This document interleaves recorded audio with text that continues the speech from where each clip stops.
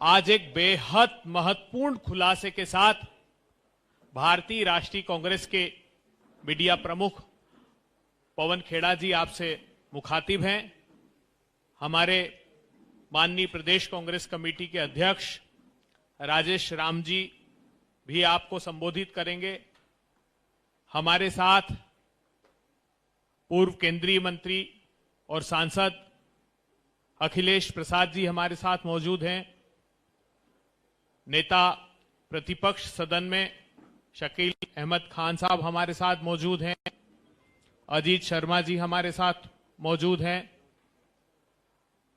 और पूर्व एमएलसी हमारे वरिष्ठ नेता प्रेम मिश्रा जी हमारे साथ मौजूद हैं। राजेश राठौर जी हमारे साथ हैं। अजय उपाध्याय जी हमारे साथ मौजूद हैं। मैं अनुरोध करता हूं पवन खेड़ा जी से कि वे आज की पत्रकार वार्ता को संबोधित करें। धन्यवाद साथियों, आपने परिचय सबका दे दिया तो मैं दोहराऊंगा नहीं। बहुत महत्वपूर्ण खुलासा इसलिए कह रहे हैं कि लगातार सोर्सेज, ये एक बड़ा महत्वपूर्ण शब्द हो गया है, सोर्सेज से चुनाव आयोग कुछ कुछ प्लांट कराता रहता है कि साहब कोई पॉलिटिकल पार्टी कोई ऑब्जेक्शन नहीं कर रही। आपने ये सुना होगा, आपके माध्यम से हमें भी मालूम पड़ता है कि हमने कुछ नहीं किया।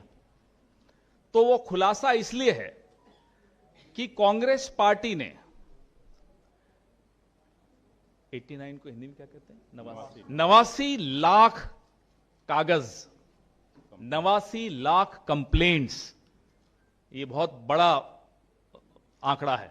89 लाख कंप्लेंट्स, 89 लाख शिकायतें चुनाव आयोग को दी हैं। हम अपना काम चुपचाप करते रहे और उनके सोर्सेज की सुन के मुस्कुराते रहे। सोर्सेज कहते हैं साहब 0 कंप्लेंट्स। हमें पैटर्न समझ में आया कि ये 0 कंप्लेंट्स क्यों करवाते हैं। तो फिर ये सुनाई दिया, ये दिखाई दिया, ये महसूस किया कि हमारे बीएलएस जब शिकायतें लेकर, ऑब्जेक्शंस लेकर जाते हैं, उनसे नहीं लिया जाता, उनसे शिकायतें नहीं लेते। बोले साहब इंडिविजुअल से लेंगे। अब इतने कम समय में लाखों लोग अपनी शिकायतें करने एक तो वहां जाएंगे, तो बीएलएस का रोल क्या है बताइए, राजनीतिक दलों का फिर रोल क्या है ये बताइए। हमारा रोल यही है और वो नियमानुसार हमारा रोल है कि बीएलएस ऑब्जेक्शंस वहां जाकर देंगे। फॉर्म 6, 7, 8।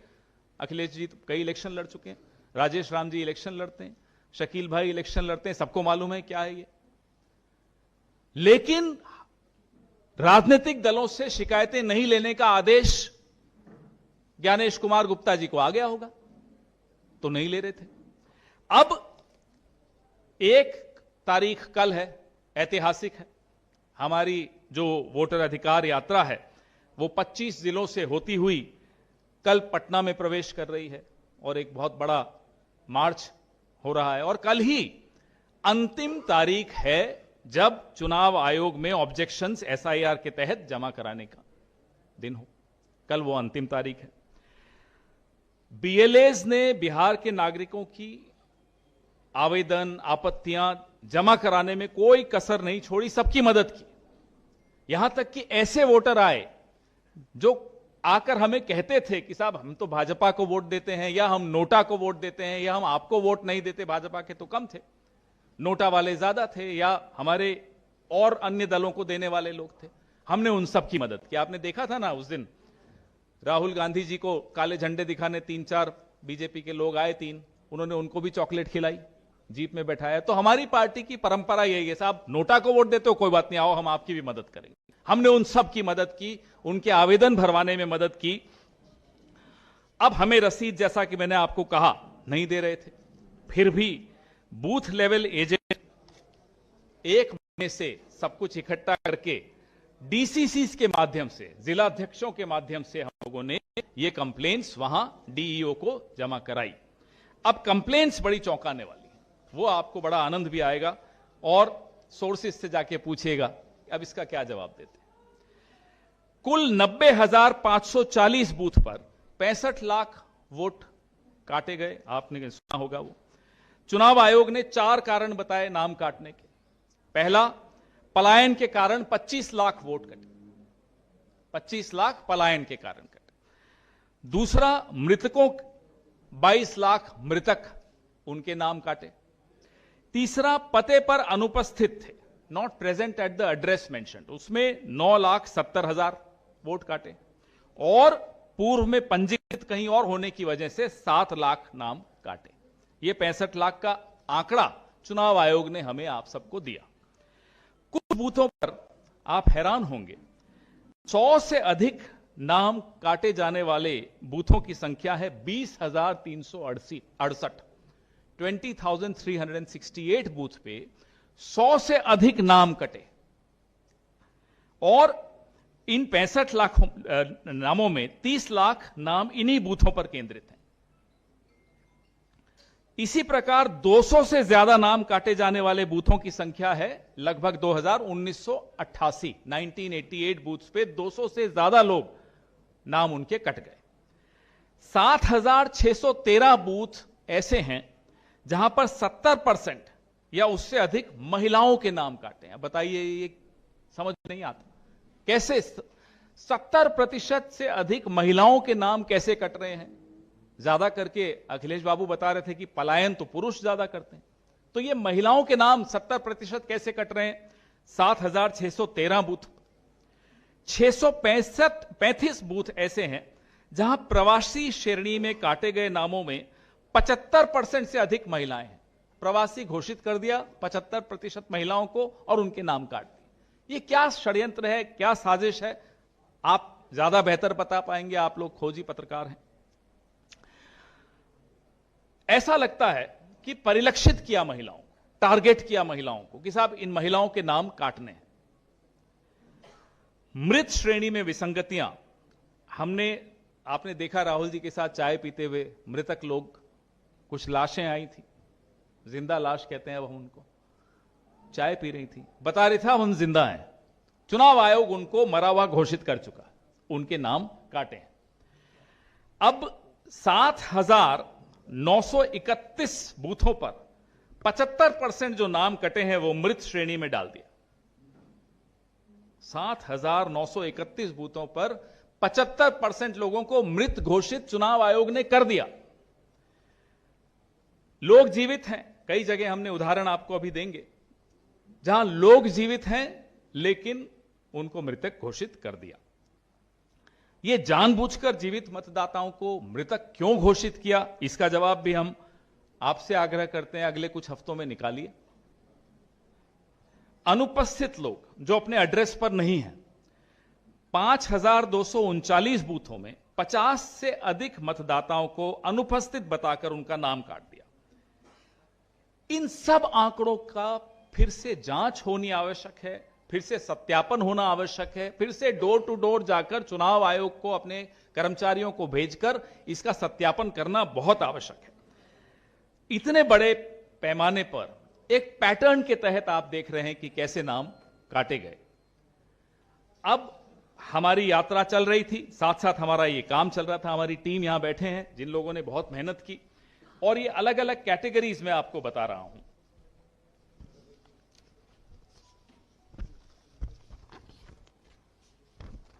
ये एपिक नंबर वाली कैटेगरी, ये नाम है, ये सिर्फ एक सैंपल लाया हूं, ऐसे कई हैं जिसमें एक वोटर को 2 एपिक नंबर दे दिए।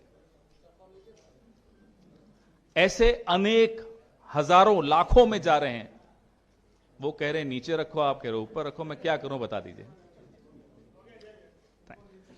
तो एपिक नंबर का मैंने आपको उदाहरण दिए। अब ये तमाम रसीदें, क्योंकि कल को फिर सोर्स कह दें कि साहब नहीं मिली, तो ये रसीदें भी हमने इकट्ठी की, ये भी लाखों की तादाद में है। आपको बताया 89 लाख, 89 लाख, ये अलग अलग जिले की ये रसीदें हैं।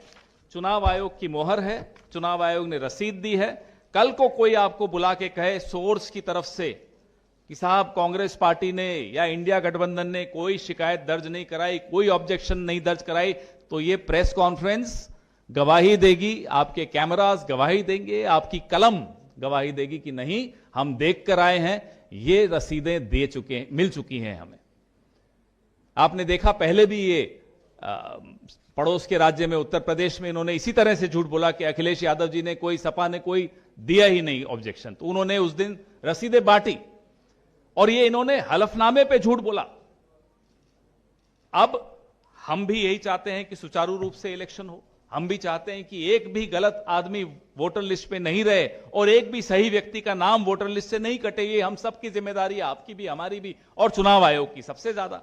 तो हम ये उम्मीद करते हैं कि ये जो तमाम आंकड़े हमने दिए हैं, ये सब चुनाव आयोग फिर से सत्यापन कराए, फिर से डोर टू डोर जाकर जांच कराए और ये गलतियां, ये खामियां, ये जानबूझकर हैं या गलती से हैं, हम इस पर अभी टिप्पणी नहीं करेंगे, आप लोग खुद तय करिएगा। लेकिन इन गलतियों को, इन खामियों को सुधारने के लिए फिर से डोर टू डोर सत्यापन की बहुत गंभीर आवश्यकता है। आपके सवाल बाद में, पहले मैं अध्यक्ष जी से भी आग्रह करूंगा कि वो भी अपनी बात रखें, फिर हम इसके बाद इस प्रेस वार्ता को आगे बढ़ाते हैं।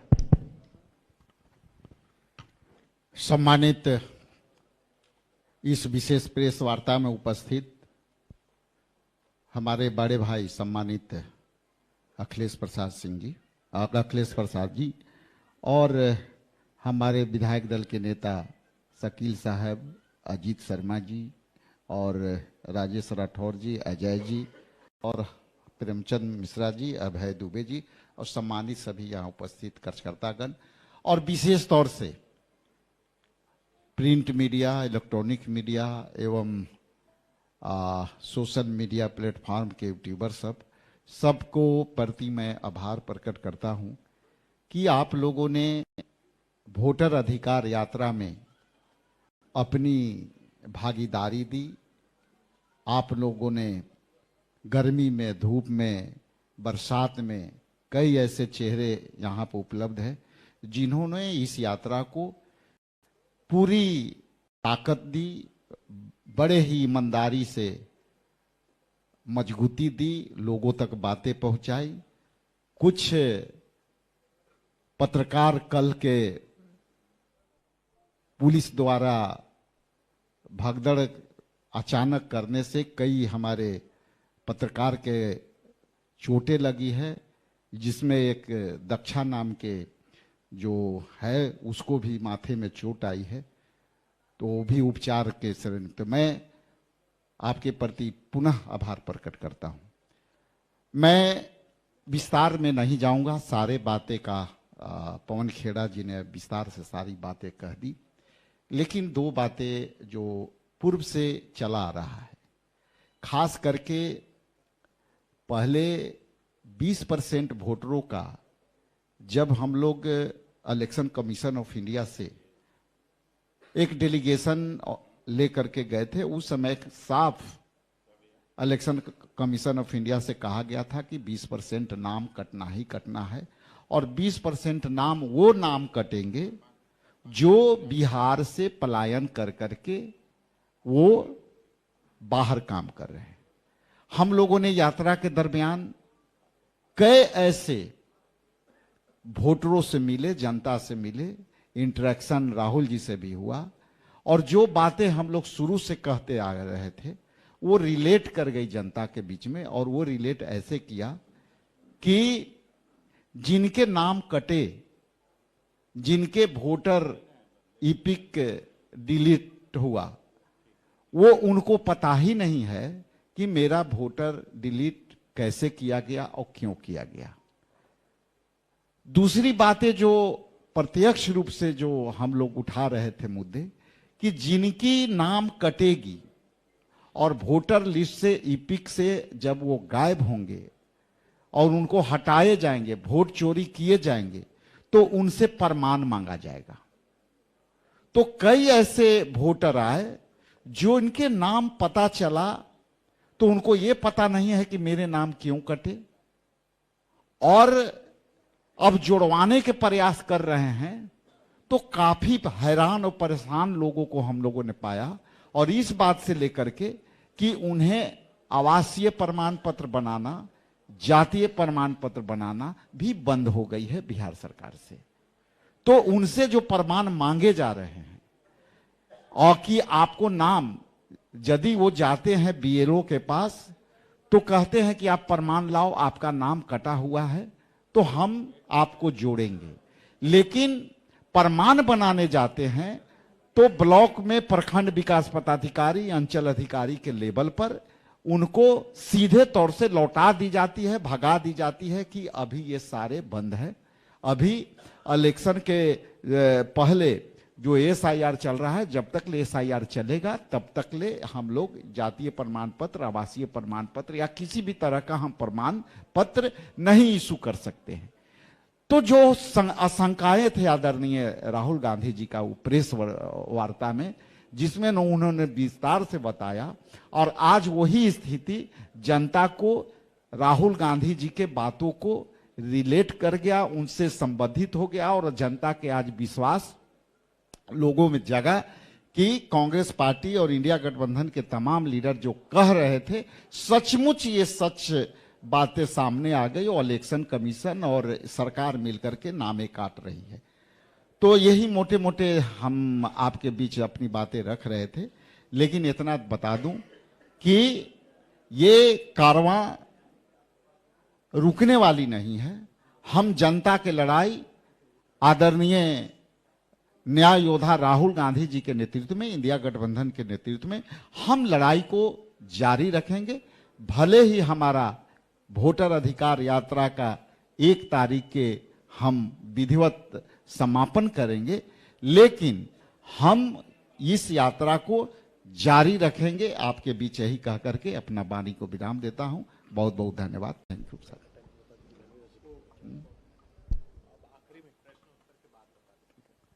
सवाल आप लोगों के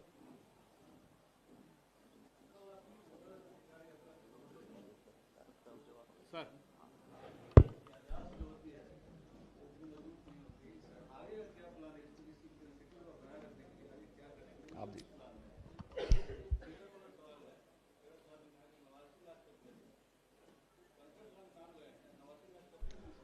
अलग अलग कैटेगरी थी। कुछ लोगों की 2 कैटेगरी में शिकायत दर्ज हुई है, जैसे घर का पता, और किसी और कैटेगरी में भी उसका नाम काटा। तो हमने दोनों इकट्ठी की, इसलिए वो 89 लाख हुई है। हमारे जिला डीसीसीज ने जाकर वहां जमा कराई, क्योंकि बीएलए से तो नहीं करवा रहे थे, वो तो दे ही नहीं रहे थे रसीद। फिर हमारे डीसीसी प्रेसिडेंट्स के माध्यम से ईओ को देकर वहां से रसीद ली।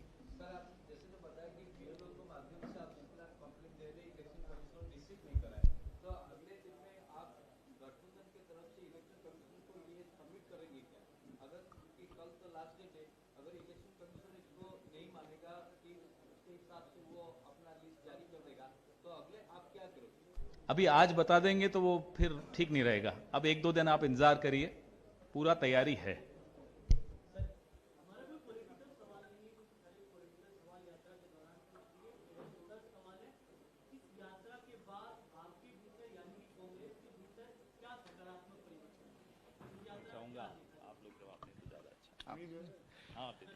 देखिए, जैसा कि मैंने कहा कि ये यात्रा का पॉलिटिकल मायने आप भले पत्रकार लोग लगाते हैं, लेकिन ये पॉलिटिकल यात्रा पॉलिटिकल पार्टी करती है तो ये आपकी अनुमान सकारात्मक है, ये संभव है।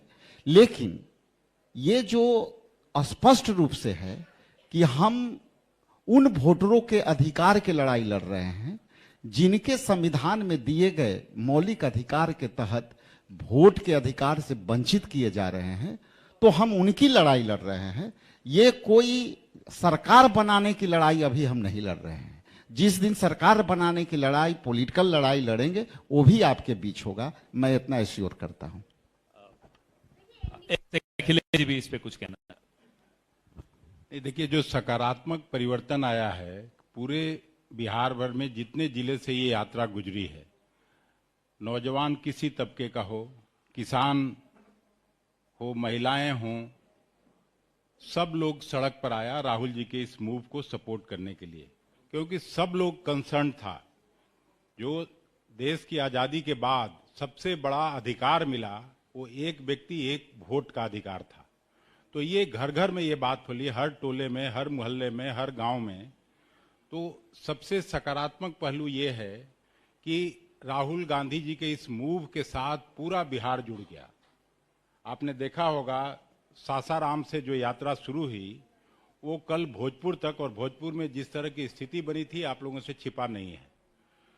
तो यही सबसे बड़ा सकारात्मक पहलू है कि हम लोगों ने तो आज़ादी की लड़ाई नहीं देखा था, यहीं से ये भी एक प्रमुख सेक्टर था, और इसी हताशा में यहाँ पर आक्रमण जो बीजेपी के लोगों ने किया और कोई दूसरा वजह नहीं है, क्योंकि जिस व्यक्ति ने जो नारा लगाया वो मेरे पार्टी से संबंधित नहीं था, वो आरजेडी का भी समर्थक नहीं था, वो साइकिल की एक दुकान चलाता है। मानसिक रूप से विक्षिप्त जो लड़का ये किया, उसके वजह से इस परिसर में भी लोगों ने आक्रमण किया। जो लोग जंगल राज कहा करते थे आरजेडी के रिजीम को, वो खुद ही वो काम कर रहे हैं। तो इस हताशा को आप अच्छी तरह से समझ सकते हैं, और ये मैं निश्चित रूप से कह सकता हूं कि राहुल जी के इस यात्रा को जो समर्थन और आशीर्वाद बिहार वासियों की तरफ से मिला है, उसमें हम निश्चित रूप से 2/3 बहुमत के आधार पर महागठबंधन की सरकार बनाने जा रहे हैं। बहुत धन्यवाद।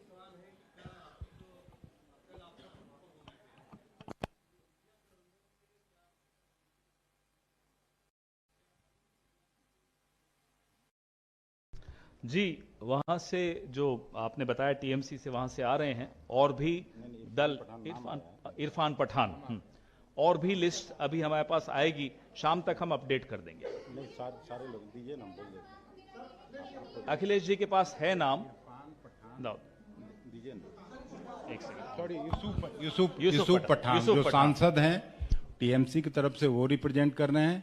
संजय राउत जी आ रहे हैं शिवसेना की तरफ से, उद्धव की तरफ से वो रिप्रेजेंट कर रहे हैं। इनकी बेटी सुप्रिया सुले, एनसीपी पवार साहब की बेटी आ रही है, और जिसके बारे में पूछना चाहते हैं। बाकी सीपीआई, सीपीएम, अखिलेश जी की पार्टी तो सब सम्मिलित हुए ही हैं। नहीं, उनका अभी मेरे पास नहीं है। जो जिसका लिस्ट आ रहा है, हो सकता है वो भी आए, वो तो वहां सम्मिलित हुए थे, लगातार हर प्रदर्शन में वो शामिल हुए हैं।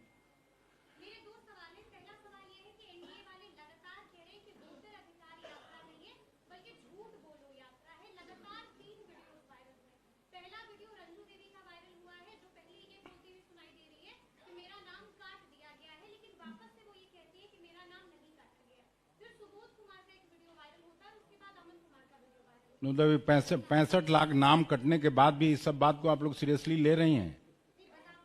नहीं नहीं, जो भी तो वो कह रहे हैं, वो झूठ बोल रहे हैं कि हम लोग झूठ बोल रहे हैं? ईसीआई ने हम पे क्या, किस बात का आरोप लग रहा है? ईसीआई ने जब 65 लाख लोगों का वोट काट दिया, और पवन खेरा साहब उस दिन भी थे, हम लोग भी थे, पहले मीटिंग में जब कोई प्रक्रिया शुरू नहीं हुई थी, उसी समय इलेक्शन कमिश्नर्स ने 11 पार्टियों के लोग जब मिलने गए थे तो कहा कि हम 20% लोगों का नाम काटेंगे। इसका मतलब प्रीसेट आइडिया से वो लोग पहले से इस काम को करने जा रहे थे।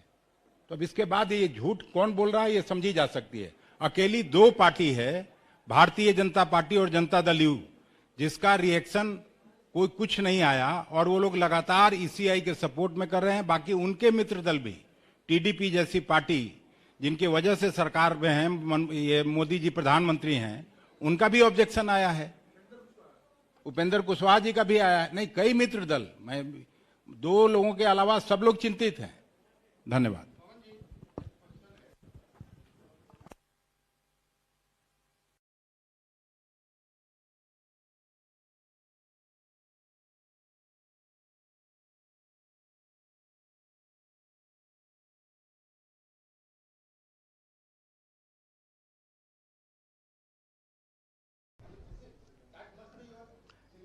Pramod ji, it is there for everyone to see. We have evidence, we have receipts, we have people who were declared dead by the election commission, we paraded them. Everything is for everyone to see. ये सबके सामने है, मृतक चलते हुए सबने देखे हैं, ये रसीदें आपको हमने दिखाई हैं। एपिक नंबर, 2 लोगों को एक ही एपिक नंबर, ऐसे अनेक उदाहरण, हजारों उदाहरण आपके सामने हैं। तो जाहिर सी बात है कि ये प्रक्रिया त्रुटिपूर्ण है, गलत है। अभी नियत की बात हम बाद में करेंगे। प्रक्रिया गलत तरीके से हुई है इतने कम समय में। जैसा भी अखिलेश बाबू बता रहे थे कि चंद्रबाबू नायडू जी ने भी कहा कि कहीं भी जहां चुनाव होता है वहां 6 महीने के पहले हो जानी चाहिए ये प्रक्रिया। जिस तरह से बिहार में किया जा रहा है ये ना केवल त्रुटिपूर्ण है, इसमें नियत पर भी संशय स्पष्ट है। एक एक करके भाई ये बड़ा अच्छी बात है। पहले तो आप नोटबंदी करके घरेलू उत्पादन को तबाह कर देते हैं, फिर जीएसटी लाके थोड़ा बहुत जो जान बची है उसको भी निकाल देते हैं, फिर कहते हैं साहब स्वदेशी इस्तेमाल करो। कहां से करें? बनना तो बंद आपने करवाया था स्वदेश में, बताइए। ऑन कर, एक सेकंड ही जवाब दे दें। स्वदेशी के बाद जो कर रहे हैं आदरणीय प्रधानमंत्री, पहले वो कौन स्वदेशी पहनते हैं उस पर भी सवाल होनी चाहिए। बिल्कुल।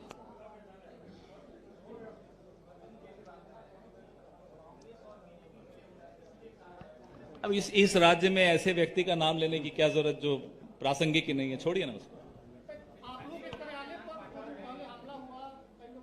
देखिए साहब ये हमला कोई कांग्रेस के मुख्यालय पे नहीं हुआ, ये भारत की विरासत पर हुआ है।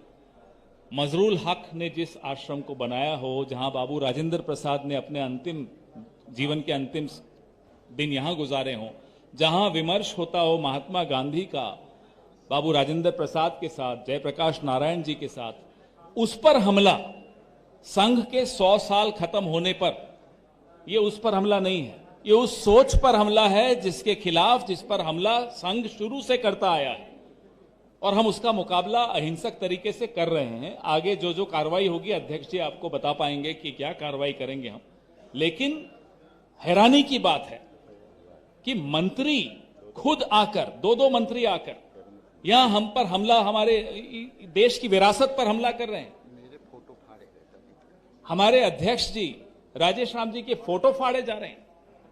जैसा कि मैं आपको कह रहा हूं, इस विरासत से ये पिछले 100 साल से लड़ रहे हैं और हम अगले 100 साल तक इनको उससे भी कहीं आगे पराजित करते रहेंगे। इस विरासत पर हम हमला नहीं होने देंगे। उनको दिक्कत है कि मजरूल हक साहब, महात्मा गांधी जी, बाबू राजेंद्र प्रसाद, जयप्रकाश नारायण, ये वो विमर्श है जिससे ये देश की दिल धड़कता है। ये वो विमर्श है जो आज तक प्रासंगिक है और आने वाले सैकड़ों सालों तक प्रासंगिक रहेगा।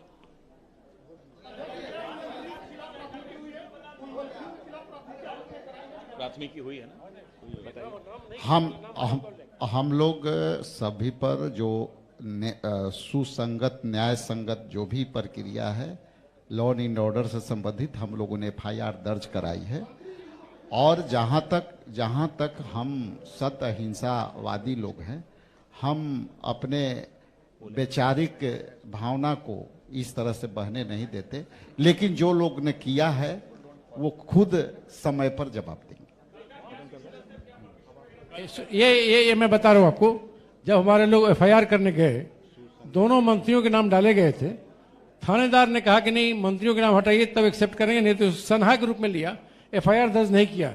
बोला मंत्री के नाम हटाइए। हम मंत्रियों के नाम क्यों हटाएंगे? मंत्री सीधे हमला कर रहा था और पुलिस थाना कह रहा है कि नहीं, नाम हटाइए तब FIR एक्सेप्ट करेंगे। सच्चाई ये है, सनहा हुआ, FIR के रूप में नहीं लिया हुआ।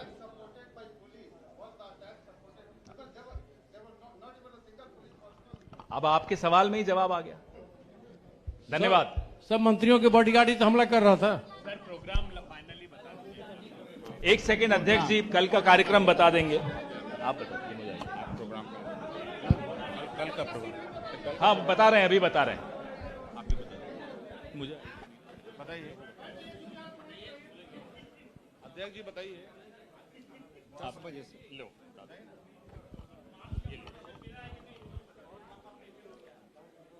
आपने कहा कि 1 सितंबर के जो कार्यक्रम है, 10:50 पे हम लोग गांधी मैदान से यात्रा को शुभारंभ करेंगे और वो हमारा जहां तक अनुमति है वहां से होते हुए डक बंगला चौराहा तक पहुंचेंगे।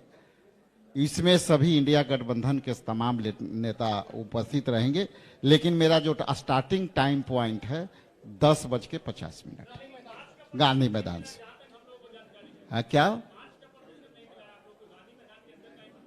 हम लोग अपने लॉ एंड ऑर्डर के कानून के दायरे में अपनी यात्रा को कोशिश करेंगे कि लेकर। परमिशन मिली है, परमिशन मार्च का मिली है, मिल गई। ओके, थैंक यू, धन्यवाद।